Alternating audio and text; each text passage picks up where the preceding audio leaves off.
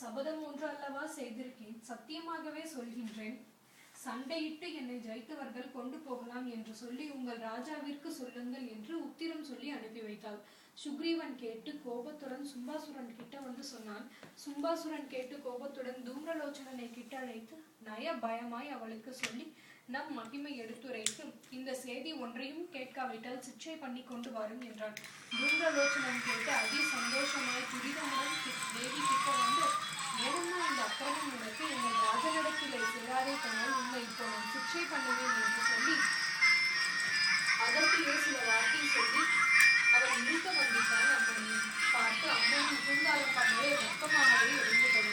தூம்ரலோச்சனன் பட்டுப்போனான் என்று தூதர்கள் ஓடி சொன்னாருடனே மந்திரியும் பட்டுப்போனான் என்றவுடன் மண்டி எரிந்து கண்கள் சிவந்து சண்டமுண்டரை கிட்ட அழைத்து நீங்கள் சங்கரித்து இங்கே வாரும் என்றார். சண்டமுண்டரும் ஓடி வந்து அந்த சங்கரி தேவியை வந்து எதிர்த்தார். கண்டு தேவியின் கோபத்தினாலே காளி தேவியை உண்டாக்கினான். சண்டமுண்டர் தலையை வெட்டி சிவசங்கரி தேவி முன் வந்து நின்றாள்.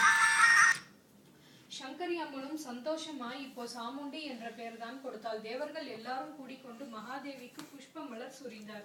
சண்டமுண்டரும் பட்டார் என்று கேட்டு சர்ப்பம் போல் அவன் சீறிக்கொண்டு தனக்கு உண்டானதோர் சேனைகள் எல்லாம் இப்போ அரை கணத்தில் ஆணையிட்டான். 84,000 சேனைகளும் இமை பொழுதினில் கூட்டி வைத்தான். அதி பலவானான ரத்தபீஜன்றனை அம்பிகை முன்னால் அனுப்பி வைத்தான். சகல தேவர்கள் அம்சங்களும் சேர்ந்து சப்த மாதர்கள் உண்டானான்.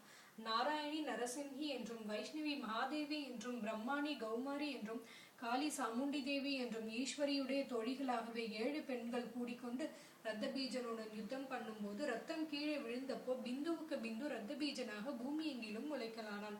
அம்பிகையுடைய ஆக்ஞையினால் மகா அட்டகாசத்துடன் காளிதேவி ரத்தபீஜனை சம்ஹரித்து அவன் ரத்தம் எல்லாம் உறிஞ்சி விட்டான். காளிதேவியும் ரத்தபீஜர்களை வாரி வாரி விழுங்கிவிட்டாள். ரத்தபீஜனும் பட்டவுடன் பொல்லா நிசும்பனும் பார்த்து கோபத்துடன் சம்ஹரிப்பேன் இவளை என்று சொல்லி சபதம் செய்து தமையன் முன்னே தேவியுடன் எதிர்த்து நிசும்பனும் தோற்காமலே யுத்தம் செய்து நின்றான். 1000 அம்பு தொடுத்தவன் அஞ்சாமலே யுத்தம் பண்ணலுற்றான். நேரே யுத்தம் பண்ணி லீலா வினோதமாய் நிசும்பனை கொன்றாள் ஸ்ரீதேவியும். தம்பியும் பட்டதை கேட்டு சும்பாசுரன் சங்கையில்லாத கோபத்துடன் அம்பிகை எதிரில் வந்து சும்பாசுரன் ஆங்காரத்துடன் ஏது சொல்வாள். யுத்தம் பண்ண தெரிந்தவளே, எங்கள் இத்தனை பேரையும் எய்தாயடி, நீயும் யாரும் இல்லாதே இருந்தாயடி, நீயும் 7 பேர் நிற்போ நின்றாயடி, என் அளவில்லா சேனைகளுக்கெல்லாம் அனலாக வந்து நின்றாயடி, என் சங்கையில்லாத